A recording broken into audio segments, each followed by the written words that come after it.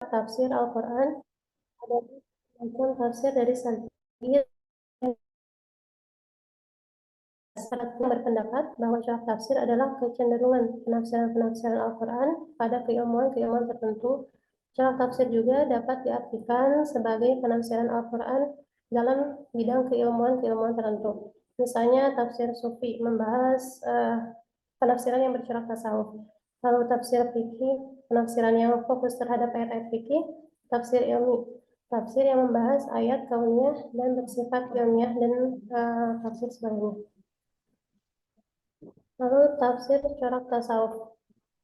Tafsir corak tasawuf disebut dengan tafsir sufistik. Setiap ayat mempunyai Setiap ayat itu mempunyai makna zahir dan makna batin. Zahir ialah sesuatu yang mudah dipahami akal pikiran yang lainnya, sedangkan makna batin adalah isyarat tersembunyi di balik itu semua, hanya menampak dan diketahui maknanya oleh para ahli tertentu, yaitu ahli sunnah. Lalu menurut dalam kitab Mi'atibian fi Ulumi Al-Quran mendefinisikan Al-Quran yang berlanjut menurut zahir ayat, karena adanya petunjuk yang tersirat dan diketahui oleh sedikit ulama, atau hanya diketahui oleh orang yang mengenal Allah Subhanahu wa Ta'ala, orang yang bergelut dalam bidang suci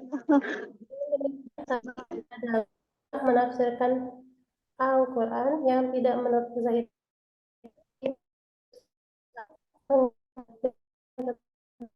dilakukan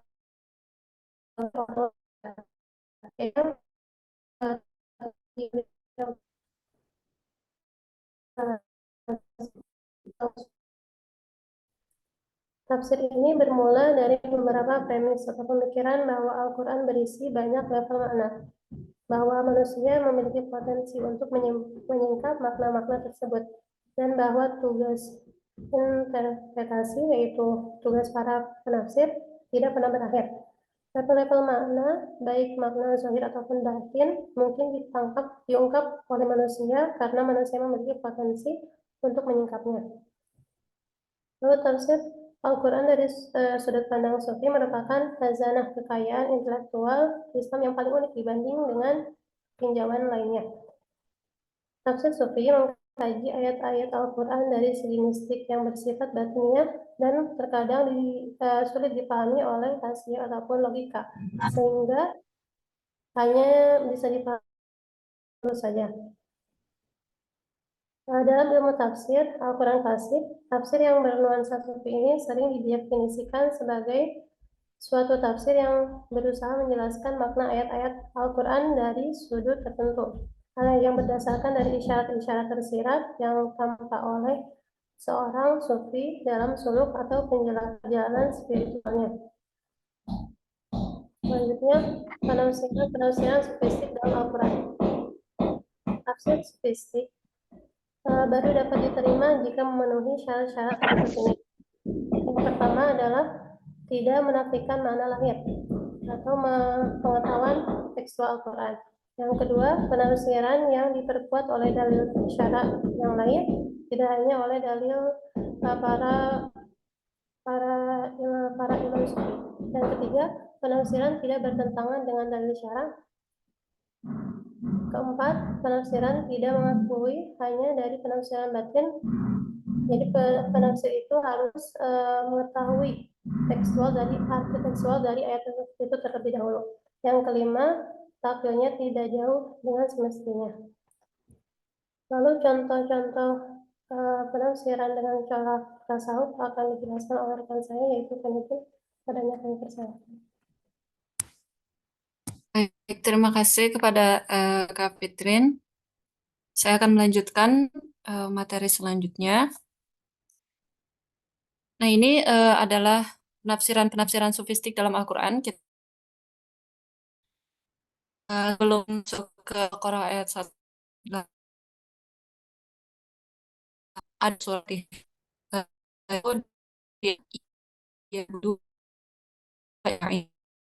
kitab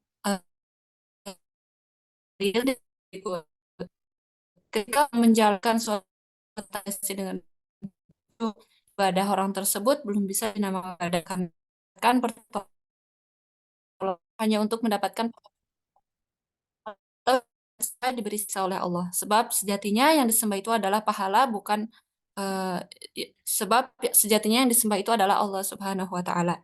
Yang kedua, ibadah tingkatan tengah adalah ibadah yang sebabnya ada tujuan untuk menjadi orang luhur, yaitu ibadah murni pada Allah Subhanahu wa taala. Sebab Allah adalah Tuhan yang Maha Besar dengan pemberian rahmatnya, kekuasaannya, maka sudah semestinya orang takzim dengan mengagungkan Allah semata, bukan embel-embel lainnya. Terus tafsir Sufi juga umumnya memiliki dua aliran, ada tafsir aliran Nadori dan juga Isyari. Yang Nadori itu didasarkan pada tasawuf teoritis, sebuah tafsir yang cenderung menafsirkan Al-Quran berdasarkan teori atau faham tasawuf, yang umumnya bertentangan dengan makna lahir ayat dan menyimpang dari pengertian bahasa. Ulama yang dianggap kompeten dalam tafsir tasawuf teoritis yaitu Ibnu Al-Arabi. Beliau adalah ulama tafsir yang menyanyikan beberapa teori tasawufnya dengan Al-Quran. Karya beliau diantaranya Al-Qad Al-Makki dan Al-Fusus. Kemudian ada juga contoh penafsiran di surah 20, kita dulu contoh yang di Al-Baqarah. Nah, eh, wa idza sa'alaka ibadi anni. Ini yang terdapat dalam ayat tersebut oleh Sufi diartikan bukan berdoa dalam arti lazim yang lazimnya dipakai. Karena itu bagi golongan ini adalah mengandung arti berseru atau memanggil. Jadi Tuhan mereka panggil dan Tuhan melihat dirinya kepada mereka. Dengan perkataan lain mereka berseru agar Tuhan membuka hijab dan menampakkan dirinya kepada mereka. Ada juga surah Al-Fajr ayat 29-30, yaitu fadkhuli fi ibadi wadkhuli jannati. Nah, ini adalah sebelum itu kita bacakan dulu bahwa salah satu mufasir yang dianggap menggunakan corak tafsir ini adalah An-Nasaiburi. Kemudian kita langsung ke Al-Fajr ayat 29-30. Tadi artinya adalah masuklah ke dalam hambaku dan masuklah ke dalam surgaku. Jadi di sini menurut tafsirannya adalah masuklah ke dalam diri kamu atau manusia ya, maksudnya diri kamu manusia untuk mengetahui Tuhanmu. Karena Tuhan itu adalah diri kamu sendiri. Ya ini karena yang menafsirkan adalah para penafsir yang berpahaman wahdatul wujud atau bahwa Tuhan itu bersatu dengan manusia. Manusia untuk bisa mengetahui Tuhan yang ada pada dirinya adalah dengan menyingkap penutup yang ada pada diri manusia, yaitu Tania. Jika kamu telah masuk ke dalam surganya, maka kamu telah masuk pada dalam diri kamu dan mengetahui akan Tuhan, yaitu yang ada dalam dirimu. Dan perkataan lain bahwa kamu atau manusia adalah Tuhan dan kamu juga adalah hamba. Mungkin ini tidak bisa masuk ke akal kita sebagai orang awam, tapi ini adalah penafsiran bagi orang-orang yang telah bermujahadah dengan nafsunya. Ada juga contoh penafsiran Al-Arabi, yaitu di dalam Quran surat Ar-Rahman ayat 19-20. Marajal bahrain yaltaqiyan bainahuma barzakhul la yabghiyan. Dia membiarkan dua lautan mengalir, yang keduanya kemudian bertemu.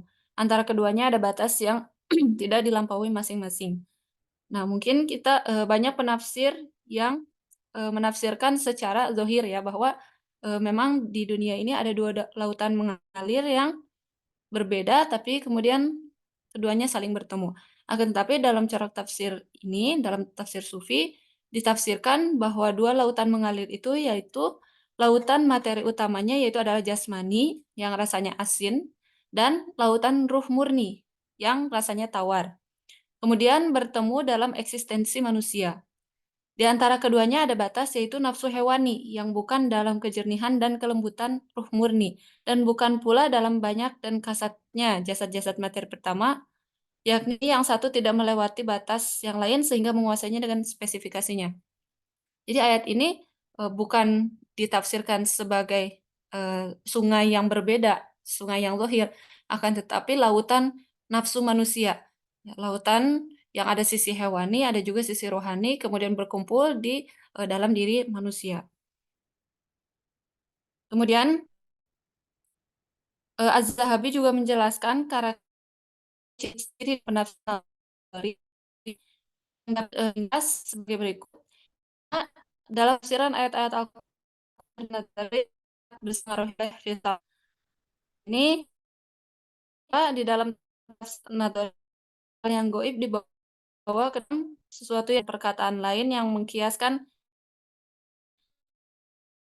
kadang tidak memperhatikan kaidah-kaidah nahwu dan hanya menafsir. Ini menurut Az-Zahabi. Kemudian corak yang lain adalah Isyari. Itu adalah mentakwil lahirnya sesuai dengan petunjuk khusus yang diterima oleh Sufi. Tetapi antara kedua makna dapat dikompromikan. Juga disebut dengan tasawuf amali atau praktis. Kemudian salah satu mufasir yang menggunakan corak ini adalah An-Nasaiburi. Kemudian ada juga penafsiran At-Tustari ketika menafsirkan ayat 22 dari surat Al-Baqarah, yaitu fala taj'alu lillahi andada. Karena itu janganlah kamu mengadakan tandingan-tandingan bagi Allah. Nah, Al-Tustari menafsirkan andada di sini yaitu nafsu amarah yang jelek. Jadi maksud andada di sini bukannya patung-patung, setan, atau jiwa, tetapi nafsu yang sering dijadikan Tuhan oleh manusia. Itulah hal yang dimaksud dari ayat tersebut. Karena manusia selalu mengikutukan Tuhannya dengan selalu menjadi hamba bagi nafsu amarahnya. Ada kelebihan dan kekurangan tafsir tasawuf. Yang kelebihannya adalah tafsir tasawuf mengungkapkan makna lahir dan zahir dari Al-Quran. Kemudian tafsir tasawuf lebih fokus pada ayat-ayat tentang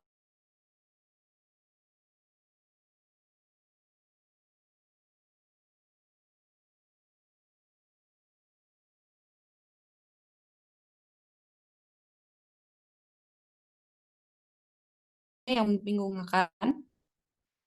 Takwilnya jauh dari yang semestinya. Yang ketiga, pengambilan makna batiniah sering kebaikan kaidah-kaidah tafsiran yang telah ditetapkan. Yang keempat, tafsir tasawuf tidak berkembang seperti tafsir. Yang kelima, para penafsir dapat terjebak dalam penafsiran yang sesat. Yang keenam, penafsiran ayat-ayat Al-Quran telah bercampur dengan teori-teori filsafat. Nah, kemudian kita bahas contoh kitab tafsir yang bercorak tasawuf.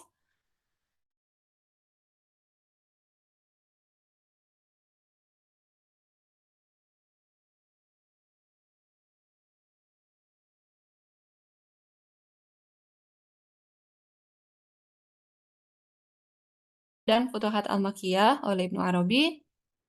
Yang keempat, Haqa'iq At-Tafsir, tafsir Al-Quran Al-Aziz oleh Imam As-Sulami. Kemudian kita simpulkan makalah ini. Yang pertama, tafsir sufistik adalah tafsir yang menafsirkan Al-Quran yang tidak menurut zahirnya, tapi disertai usaha menggabungkan dengan makna yang tersembunyi yang dilakukan oleh orang yang mengenal Allah, yaitu orang yang berpribadi luhur dan telah terlatih jiwanya. Keunggulannya, tafsir tasawuf menggunakan makna lahir dan zahir dari Al-Quran. Tafsir tasawuf lebih fokus pada ayat-ayat tentang akhlak, mengungkapkan isyarat-isyarat yang terdapat dalam ayat Al-Quran, penafsirannya diperkuat oleh dalil-dalil yang lain. Adapun kekurangannya, makna dari penakwilannya yang membingungkan, takwilnya jauh dari yang semestinya, pengambilan makna batiniah seringkali mengabaikan kaidah-kaidah penafsiran yang telah ditetapkan. Tafsir tasawuf tidak berkembang seperti tafsir lainnya. Para penafsir dapat terjebak dalam penafsiran yang sesat. Contoh kitab tafsir bercorak tasawuf, Tafsir Ruhul Ma'ani oleh Abu Syihabuddin Mahmud Afandi Al-Alusi Al-Baghdadi, Tafsir Al-Jailani oleh Syekh Abdul Qadir Jailani, Tafsir Ibnu Arabi, Futuhat Al-Makkiyah oleh Ibnu Arabi, Haqa'iq At-Tafsir, Tafsir Al-Quran oleh Tafsir Al-Quran Al-Aziz oleh Imam As-Sulami. Mungkin itu makalah dari kelompok 9. Saya kembalikan ke moderator.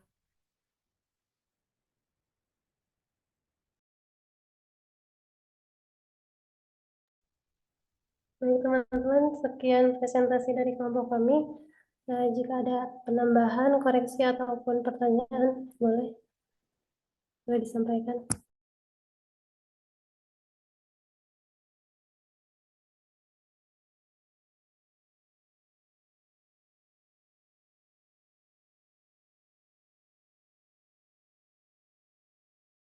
Atau dari teman-teman mungkin ada yang jadi belum baca, boleh kita ini.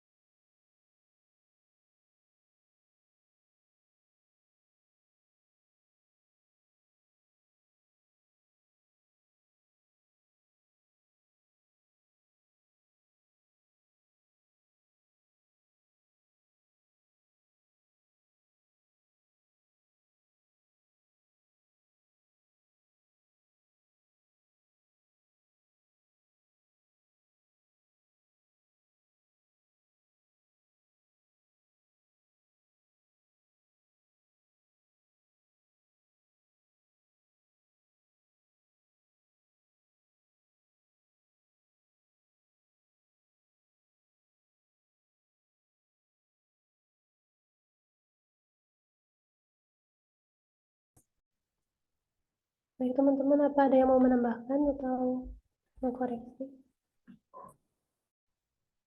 Karena Ustaz kayaknya tidak membalas chat ketua kelas katanya enggak, jadi nggak tahu hadir pada Zoom kali ini atau enggak.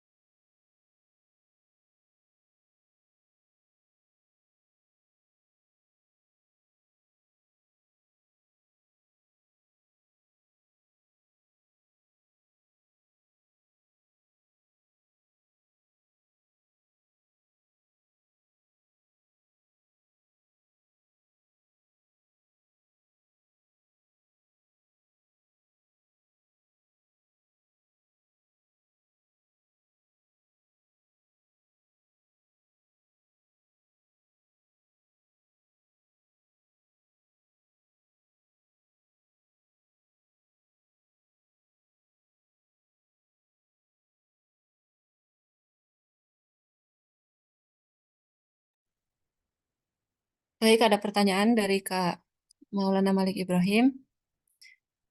Karena dari makna tafsir sufi itu sendiri tidak dipahami oleh kebanyakan orang awam, apakah ada penolakan atau penentangan mengenai tafsirnya? Kak Fitrin, jika berkenan menjawab, silakan.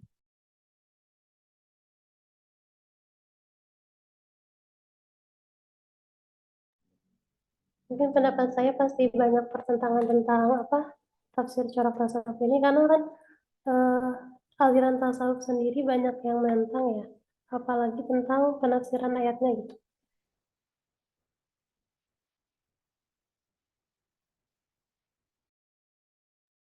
Ya, saya menambahkan sedikit. Eh, Tadi kan telah dipaparkan ya syarat-syarat eh, tafsir tasawuf, tafsir sufi itu ada syarat-syaratnya menurut ulama tertentu, ada poin-poinnya, dan beliau juga mencatat bahwa syarat-syarat ini adalah yang boleh diterima gitu, tapi tidak boleh dilakukan penolakan karena para sufi tersendiri itu juga memiliki dalil-dalil khusus gitu. Jadi mereka menafsirkan itu pula ada berdasarkan dalil-dalilnya. Ada juga yang eh, berdasarkan mujahadah mereka sendiri, hasil dari pembersihan hati mereka sendiri.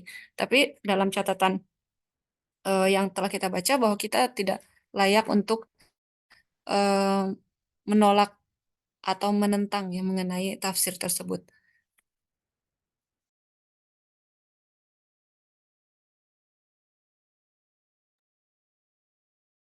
Apakah dari teman-teman ada yang ingin menambahkan? Izin menambahkan, Kak. Ya, silakan Kak.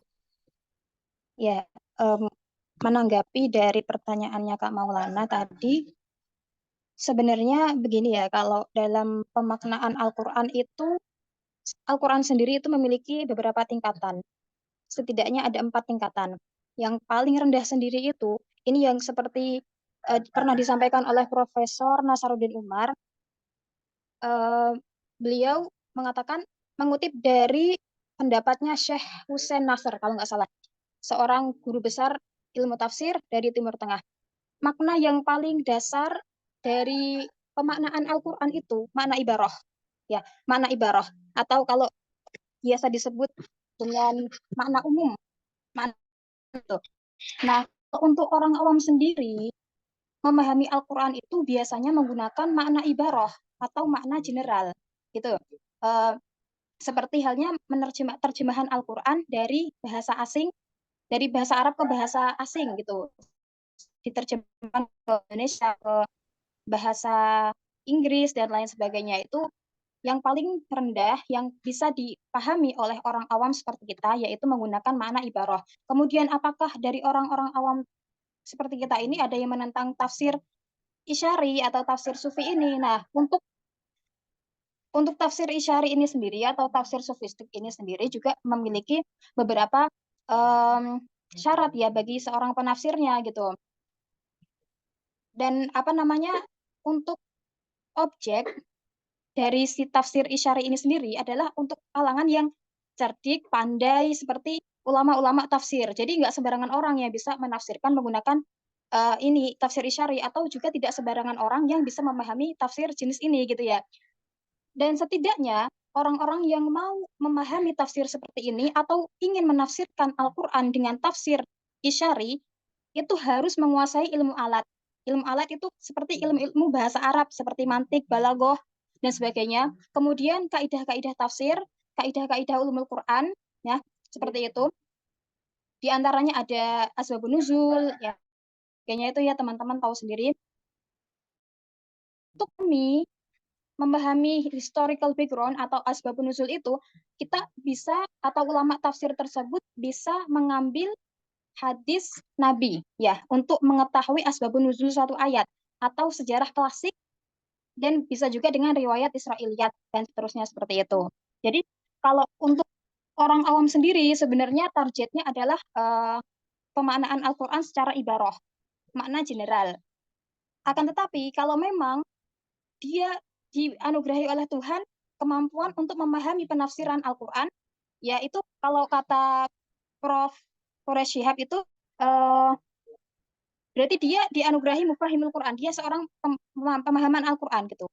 Mufahim Al-Quran. Tetapi dia bukan mufasir Al-Quran. Karena kan ada ya orang yang dia itu faham, tetapi dia tidak bisa menyampaikan seperti itu. Kalau mufasir, tugasnya adalah memahami Al-Quran, kemudian menyampaikan tafsiran yang dia fahami tersebut. Akan tetapi ada juga orang yang tidak mampu untuk menafsirkan Al-Quran, akan tetapi dia diberikan kemampuan untuk memahami makna Al-Quran yang disebut dengan mufahim Al-Quran. Nah, setidaknya kalau kita belum mampu untuk menafsirkan Al-Quran, maka setidaknya alhamdulillah kalau kita sudah diberikan anugerah berupa pemahaman Al-Quran, yakni kita sebagai mufahim Al-Quran. Seperti itu Kak kira-kira. Terima kasih. Kalau ada yang kurang boleh ditambahi.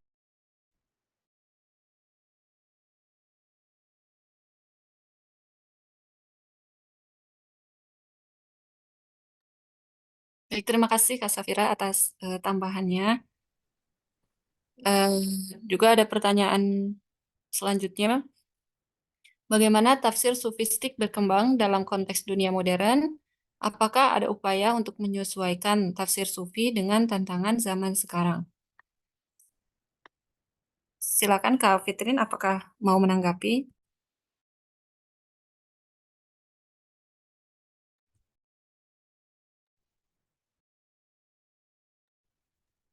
Sebelumnya dari teman-teman ada yang mau menanggapi juga pertanyaan yang kedua.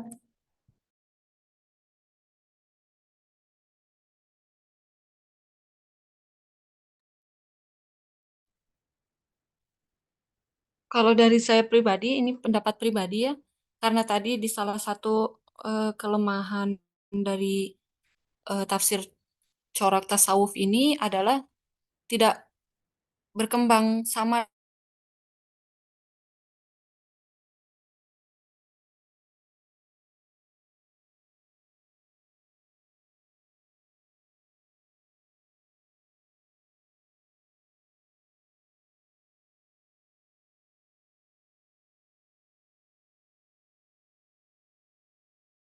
Mohon maaf, sinyalnya terputus. Ya, menurut saya pribadi, bahwa salah satu kelemahan dari tafsir tasawuf ini adalah tidak berkembang seperti tafsir yang lain. Mungkin eh, salah satu apa sebabnya karena tidak banyak orang yang apa ya, yang tertarik dengan pemahaman-pemahaman sufi, karena di zaman sekarang bahkan orang itu lebih apa ya namanya, lebih kritis gitu terhadap terhadap sesuatu yang tidak masuk akal. Mereka selalu bertanya dan ingin bertanya lebih dalam, sedangkan tafsir corak ini itu tidak bisa gitu, sulit jika dipahami dengan akal akal ya seperti kita orang awam gitu. Itu harus dipahami dengan mujahadah, dengan uh, hati yang jernih gitu, dengan kedekatan diri kepada Allah. Jadi mungkin itu pendapat saya, bahwa tafsir ini sulit berkembang gitu di zaman sekarang. Apakah ada teman-teman ada yang mau menambah?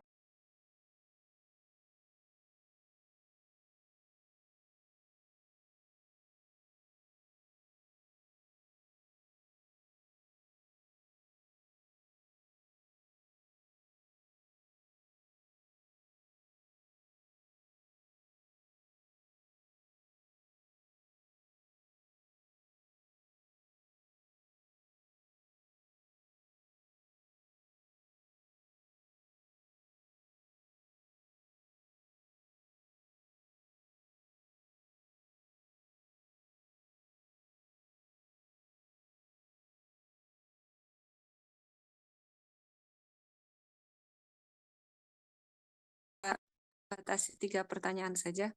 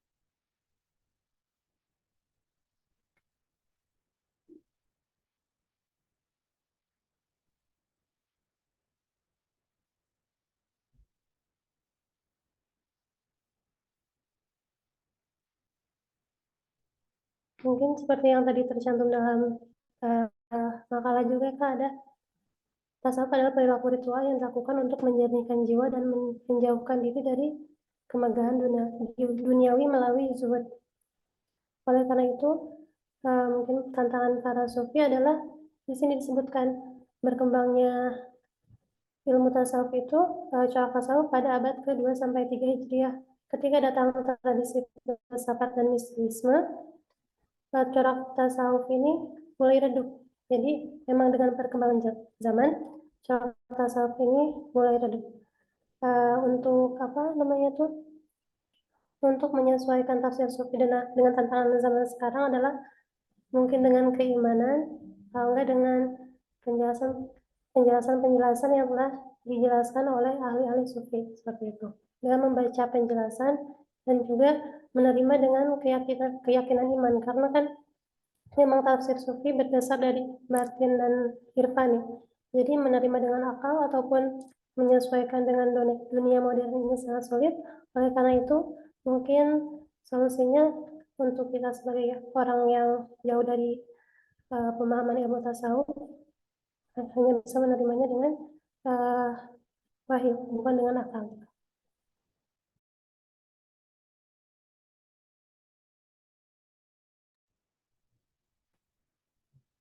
Jika tidak ada pertanyaan lagi, saya simpulkan kembali Kak.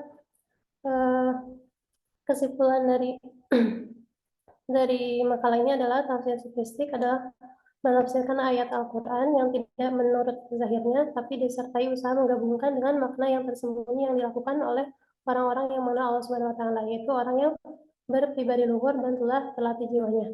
Keunggulan tafsir ini adalah mengungkapkan makna lahir dan zahir dari Al-Quran. Tafsir tasawuf lebih fokus pada ayat-ayat tentang akhlak, mengungkapkan isyarat-isyarat yang terdapat dalam ayat Al-Quran, dan penafsirannya diperkuat oleh dalil-dalil yang lain. Kekurangan dari tafsir ini, makna dari penampilannya yang membingungkan, takwilnya jauh dari yang semestinya, pengambilan makna batinnya seringkali mengambil kaidah-kaidah penafsiran yang telah ditetapkan, tafsir tasawuf tidak berkembang seperti tafsir lainnya. Para penafsir dapat terjebak dalam penafsiran yang sesat. Mungkin dicukupkan sekian dari kelompok kami, karena mungkin Ustadz Nasiranya ada keperluan lain, jadi tidak bisa hadir pada Zoom kali ini. Kita tutup pertemuan kali ini dengan membaca kafaratul majlis.